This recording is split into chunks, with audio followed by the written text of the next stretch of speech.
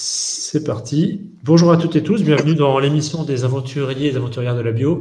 Aujourd'hui, on reçoit Geoffroy et Kylian de Nature Opéra. C'est notamment la marque, le groupe qui anime la marque Tidou et l'atelier du DIY, comme on a vu tout à l'heure.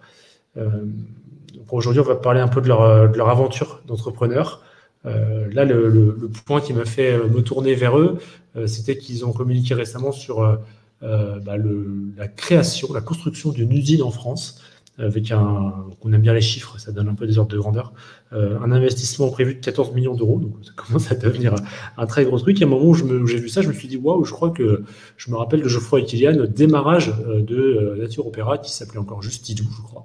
Je me suis dit que c'était intéressant de faire le point sur tout ce temps écoulé, tous ces projets menés avec succès, et que ça pouvait donner des idées en fait à d'autres entrepreneurs, entrepreneuses de la bio. Donc voilà, je vous laisse vous présenter Nature Opéra et après parler un peu de ce que c'est Nature Opéra en ce moment, est-ce que c'est ce projet d'usine.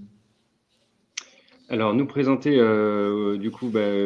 Kylian pour ma part, voilà, et à côté de moi. Et moi Geoffroy, donc Voilà. On a tous les deux 41 ans et Kylian 3 enfants et moi de mon côté 4.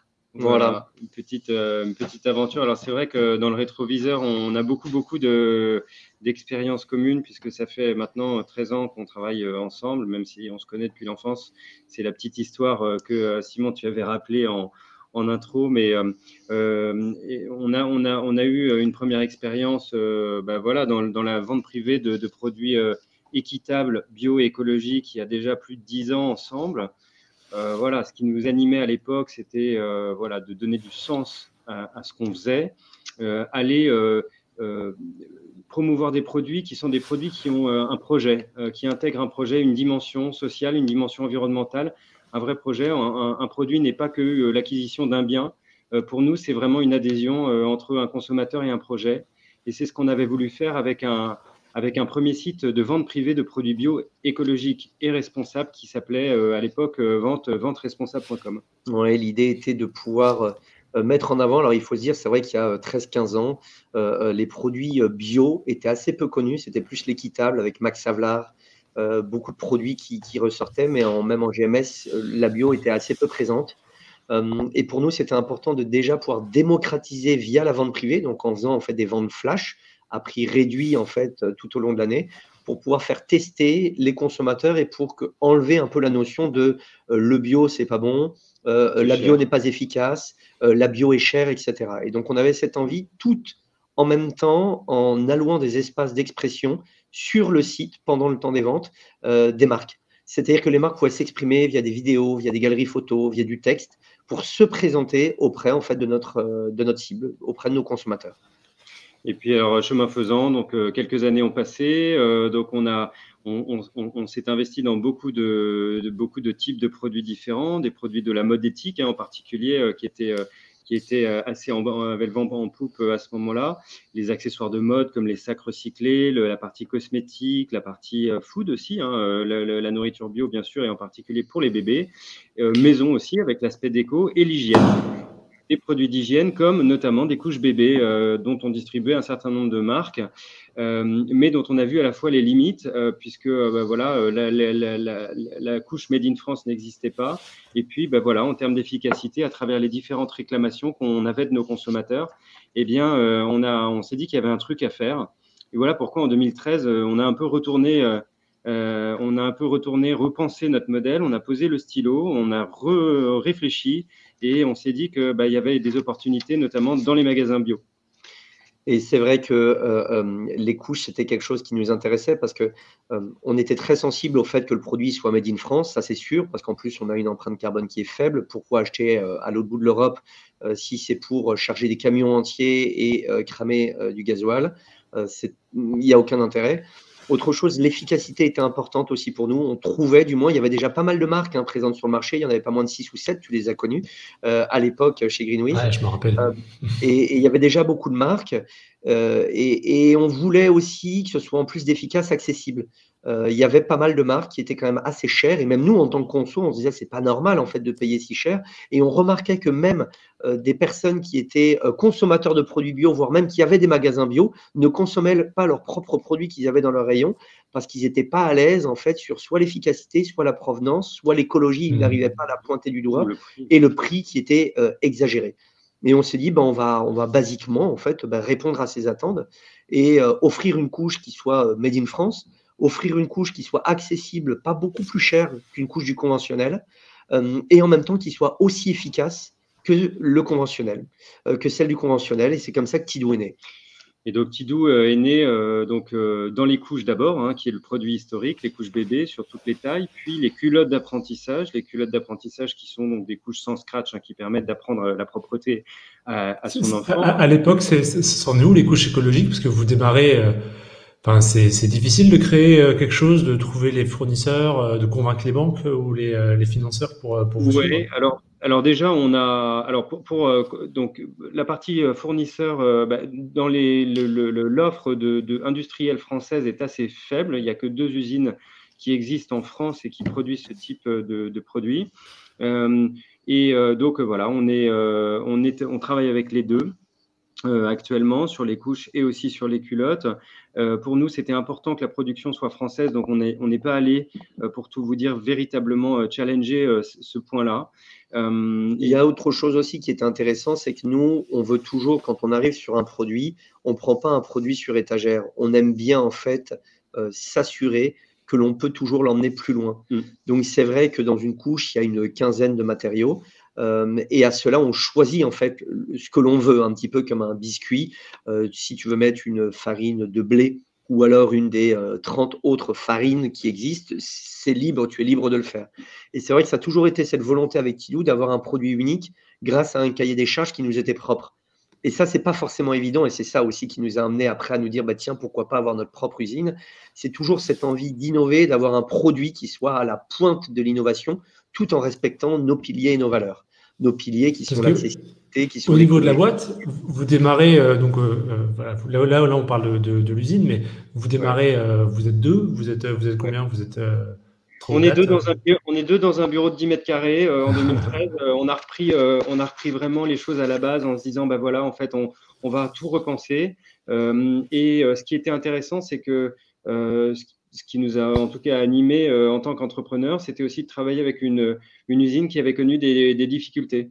Une usine qui était dans les Vosges et qui elle-même avait déjà été plusieurs fois en difficulté et qui cherchait des relais de croissance pour se développer. Sauf que cette usine n'avait pas forcément la possibilité de nous aider à financer, entre guillemets, la production. Donc, c'est vraiment à la fois sur nos capacités personnelles, mais aussi avec l'aide de notre banque que nous avons réussi à entreprendre avec un BFR qui nous a permis d'assurer les premières commandes, d'abord auprès de grossistes comme Pur Aliment, par exemple, puis auprès de magasins comme L'Eau Vive et Bio C'est Bon qui ont été parmi les premiers et qui ont été ensuite suivis de différentes enseignes comme Naturalia. Ça prend combien de temps, ça, de déclencher, de trouver son premier grossiste et ses premiers magasins? Ça a été une histoire de combien de mois ou d'années? Alors, le grossiste, ça a été assez rapide parce que vraiment, ça fitait bien et on a pu vraiment se développer. Après, dans le réseau bio, même si on travaille avec un grossiste, même si on était ravis de travailler avec eux, il faut aussi un petit peu faire le tour des magasins. Donc, c'est ça qui a aussi été la première année un gros travail. On a quasiment passé, je dirais, une centaine, 100, 150 jours de tournée terrain sur la première année pour vraiment accompagner les commerciaux, pour surtout présenter le produit. Parce qu'on a beau avoir un excellent produit, si derrière, dans le réseau bio, on ne va pas un peu faire du porte-à-porte pour le présenter, l'expliquer, alors sinon ça ne marche pas. Donc ça a été un gros travail. Donc ça a été la première année a été un petit peu difficile et c'est normal, hein, tout lancement de produit et tout entrepreneur connaît ça. Et après, petit à petit, les consommateurs nous ont rendu, nous ont aidés, puisque d'eux-mêmes, en fait, ils ont commencé à être fidèles, ils ont acheté dans un premier temps, puis après, ils ont été fidèles, ils ont réacheté. Les magasins aussi nous ont suivis et petit à petit, on a développé aussi les gammes. Donc, peut-être qu'on n'avait pas toutes les tailles de couches à notre lancement, puis on les a étoffées au fur et à mesure. On n'avait pas les soins, qui sont des produits complémentaires. C'est comme ça que sont arrivés après pas moins de 15 soins bio. Et aujourd'hui, on a l'offre en Europe bébé, la plus grande en fait qui puisse exister, avec 15 soins bio à travers du coton, à travers des liquides, à travers des soins réparateurs, etc., etc. Ouais, on est allé assez loin dans les soins bio également. Ce qui nous importait, c'était pas seulement d'avoir le minimum du cahier des charges bio, mais voilà, d'avoir un produit qui était bon, était bien fait, était destiné en plus aux plus fragiles d'entre nous, les petits. Et pour nous, c'était important. Par exemple, le liniment a suivi la formule de la pharmacopée, donc avec vraiment un taux d'huile d'olive qui est très élevé, avec de l'huile d'olive qui est première pression à froid.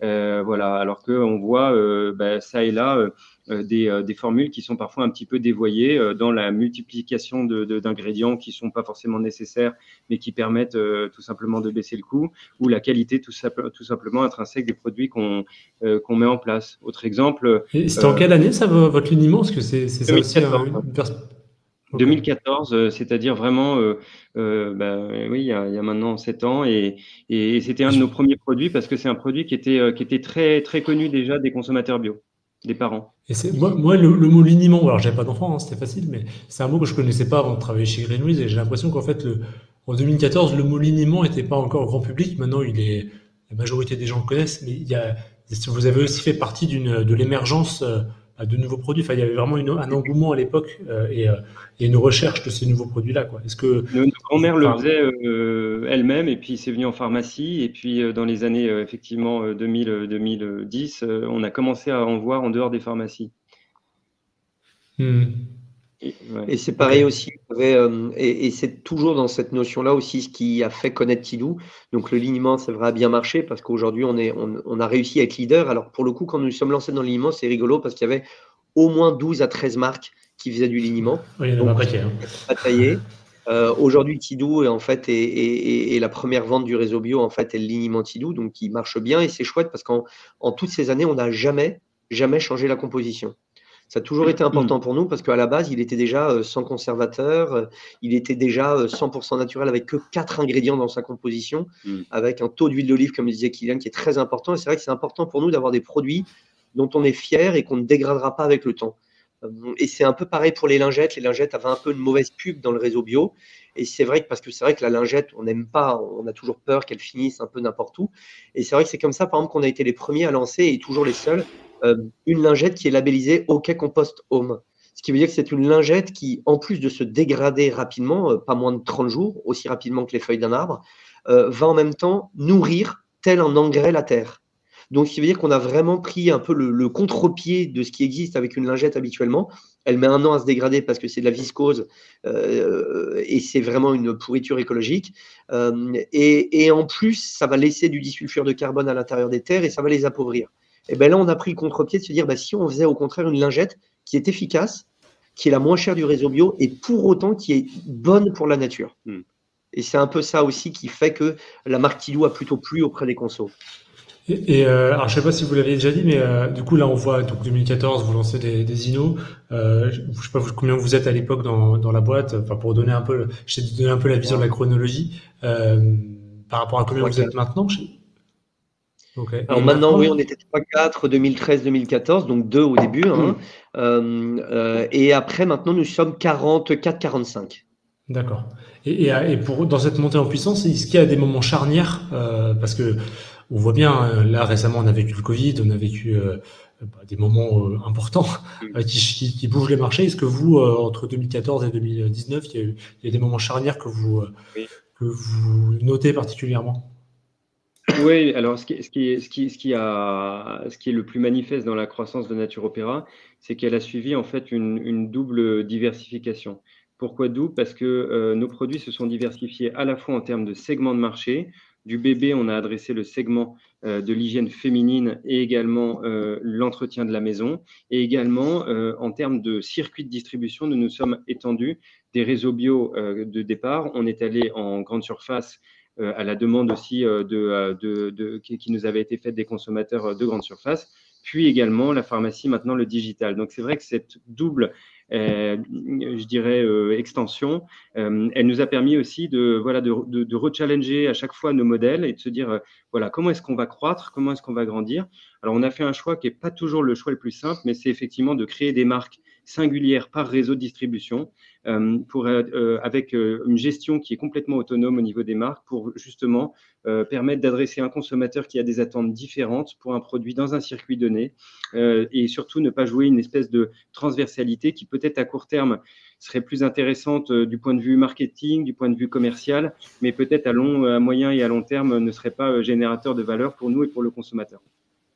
Ok, donc en gros, vous avez une approche, vous êtes des experts du marketing produit, de ce qu'on voit aussi de vos parcours et des choix que vous avez faits.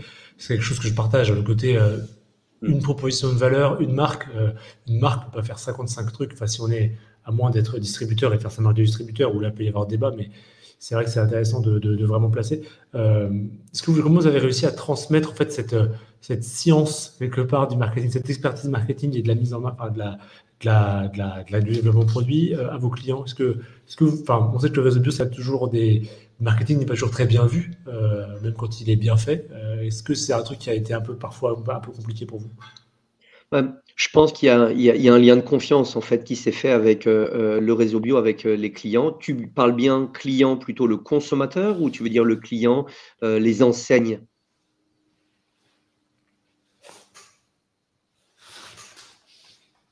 Simon? Non, je ne sais pas s'il nous entend. Je crois qu'il y a une confusion. J'entends assez mal, donc je suis désolé.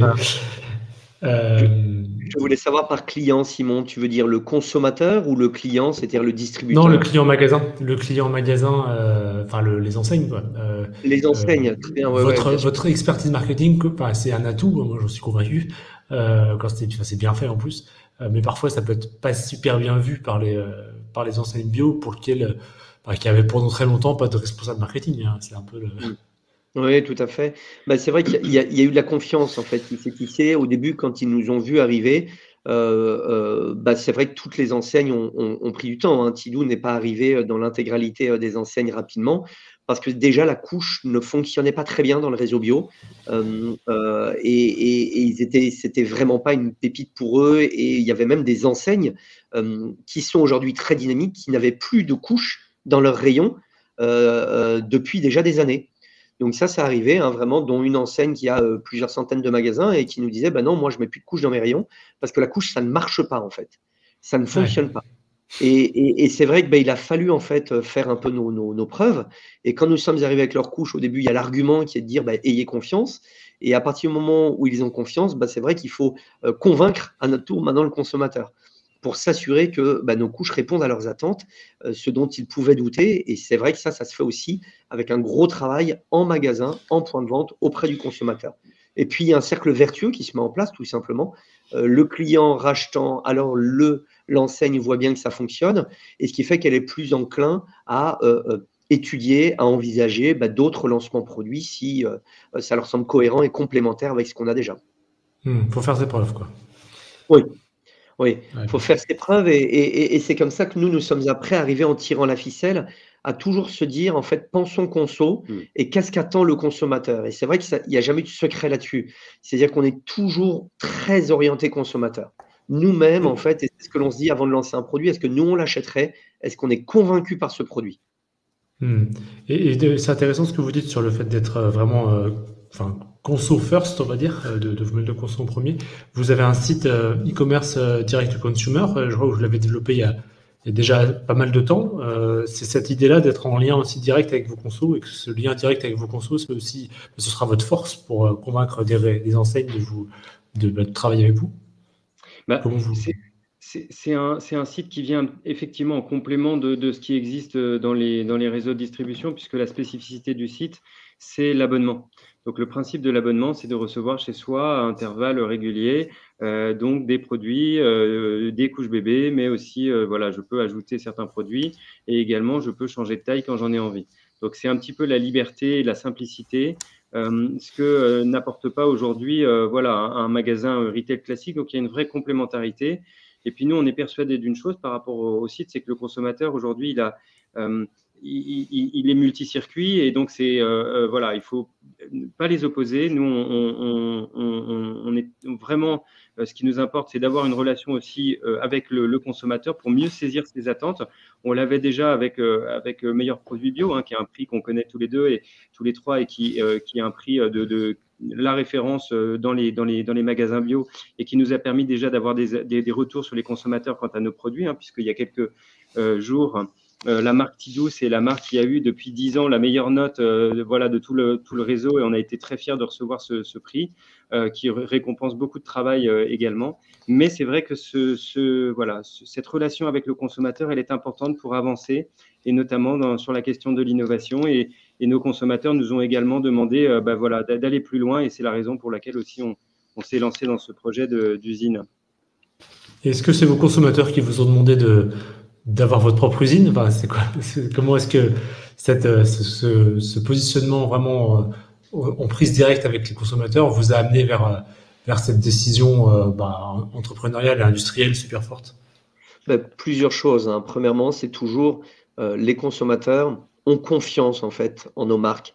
Alors elles peuvent être Tidou en réseau bio, Caribou en GMS ou Libellis en pharmacie, mais il y a vraiment ce lien de confiance qu'ils ont en fait, une sorte vraiment contrat de se dire, par exemple, l'efficacité, c'est quelque chose, on sait que dans vos couches, on la retrouve. Et ça, pour nous, c'est primordial de se dire, on va continuellement chercher des matières qui sont vertueuses pour l'environnement, qui sont saines, mais aussi efficaces. Et pour en fait s'assurer que l'intégralité de nos composants répondent à ce cahier des charges, alors on se doit nous-mêmes d'être moteur et d'aller en fait à la rencontre de producteurs de matières premières. Et c'est là où on s'est dit qui mieux que nous peut être, nous qui sommes des éternels insatisfaits et qui voulons continuellement faire évoluer nos produits et donner le meilleur, qui mieux que nous pourra faire ce job. Donc, on peut pousser nos fabricants actuels qui font déjà très bien les choses, hein, on en est extrêmement content. D'ailleurs, on voit le résultat de nos produits, c'est grâce à eux. Mais on se dit qu'on peut aller plus loin et c'est ça qui va nous intéresser. De pouvoir innover, de pouvoir toujours proposer de meilleurs produits continuellement, qui soient toujours aussi efficaces et toujours vertueux pour l'environnement, sains pour les plus fragiles, pour les enfants. Mais ça, on le tisse et on l'a aussi avec tous nos autres produits. Hein. Quand on s'est lancé dans l'hygiène femme, l'hygiène féminine, donc tout ce qui est les tampons, les serviettes, les protège-lingerie, c'était aussi cette même volonté en fait de répondre à ce cahier des charges extrêmement important. Donc à partir du moment où on s'est dit ça pour les couches, on s'est dit voilà, on va lancer notre usine parce que ça nous semble bon de pouvoir maîtriser l'intégralité du process de fabrication. Et qui plus est, pour avoir cette transparence vis-à-vis du consommateur, nous allons devenir en fait la première usine de couches en France à ouvrir ses portes au grand public. On va pouvoir dire sur nos packs, vous avez acheté un produit Tidou, Caribou, Libellis, venez voir la fabrication des couches que vous mettez au quotidien à votre enfant chez nous, dans les Hauts-de-France. Et du coup, pour un peu voir vers l'avenir maintenant et peut-être conclure avec ça, c'est quoi l'avenir pour Nature Opéra? Quels sont les points hyper forts que vous voyez dans les années qui viennent et comment vous voyez évoluer là-dedans? C'est vrai que Nature Opéra, c'est un peu difficile. C'est une question très, très, très ambitieuse parce que répondre à cette question, ça veut dire voilà, avoir une boule de cristal sur comment est-ce que les marchés vont également bouger, que ce soit les marchés, les différents circuits, les différents produits. Ce qui est sûr, c'est que il y a une chose qui nous paraît essentielle aujourd'hui, c'est de contribuer à ce changement de la consommation qu'évoquait Geoffroy, ce rétablissement de l'équilibre de la vie, de cette restauration de cet équilibre-là qui est mise à mal par un modèle de consommation qui aujourd'hui n'est pas forcément respectueux à la fois de la nature, mais également de l'homme. On cherche avec notre petite pierre à l'édifice, d'une manière assez humble, mais on cherche à avancer dans ce changement de la consommation et surtout dans les produits du quotidien, puisque les produits du quotidien, c'est par là, j'allais dire qu'il faut commencer, puisque c'est des produits sur lesquels il y a vraiment des enjeux importants. Donc c'est vrai que avoir la main sur nos propres produits, sur notre propre production, ça va nous permettre peut-être d'être dans une charnière, d'aller chercher un tournant dans notre consommation sur des produits qu'on utilise au quotidien comme de l'hygiène féminine, des couches bébés, de l'entretien de la maison, mais peut-être d'autres produits à l'avenir en France et effectivement, pourquoi pas au-delà. Ça marche. Est-ce que vous avez des conseils à donner à des gens qui créent une boîte dans ce monde-là de la bio, des consommations alternatives, nouvelles, zéro déchet? Déjà, c'est toujours intéressant, c'est de discuter entre nous. C'est vrai que je trouve qu'il y a une vraie force en France, c'est cet esprit PME. Et je trouve que c'est très important de pouvoir en fait se rencontrer, de pouvoir échanger. Alors via des réseaux, par exemple, on connaît les jeunes pousses de la bio qu'il y a dans le réseau bio. On connaît peut-être le réseau Entreprendre aussi qui agit énormément en France.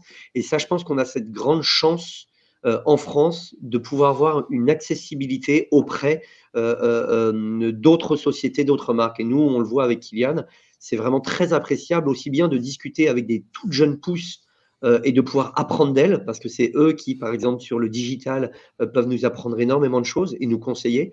Et d'un autre côté, être en contact de nos pairs, de ceux qui ont peut-être commencé 10 ans, 15 ans, 20 ans avant nous, pour avoir leurs conseils, parce qu'il y a beaucoup de choses qui se répètent et quelquefois les erreurs que l'on peut tous faire. Donc c'est ça qui est, je trouve, la grande force, c'est la relation humaine avec vraiment le grand H de homme qui nous réunit tous et qui fait que le monde de l'entrepreneuriat est passionnant. Et il ne faut pas hésiter en fait à prendre contact pour pouvoir discuter, échanger Ouais. et grandir ensemble. Faut s'insérer, ça prend un peu de temps, hein, mais c'est vrai qu'une fois qu'on connaît plusieurs personnes dans le réseau, qu'on en rencontre d'autres, enfin, il y a une ambiance, il y a une façon de se parler, une façon de coopérer qui est un peu atypique et qui est assez chouette. Et c'est vrai que ça prend du temps, mais ça vaut vraiment le coup pour Ouais. faire ça. Après, il y a des réseaux comme le réseau Entreprendre, c'est quand même quelque chose qui est très très bien fait, un très beau réseau et qui permet de bien aider pour ceux qui voudraient se lancer, pour avoir des conseils. Et ça, c'est vraiment chouette. Ok, top. Et ben merci beaucoup. On va pouvoir arrêter le live là. Je suis désolé pour les qualités, la qualité de son de mon côté, la qualité d'image. Merci Simon Voilà. Merci Simon. pour ton invitation, ça fait plaisir, ça fait un moment qu'on se connaît et c'est toujours avec beaucoup de plaisir en tout cas répondre à ces questions-là et voilà, et donc on salue Cool. également tous les fans d'Aventure Bio qui pourront nous regarder à l'avenir. Voilà. Bon, et ben merci beaucoup. Jonathan, tu peux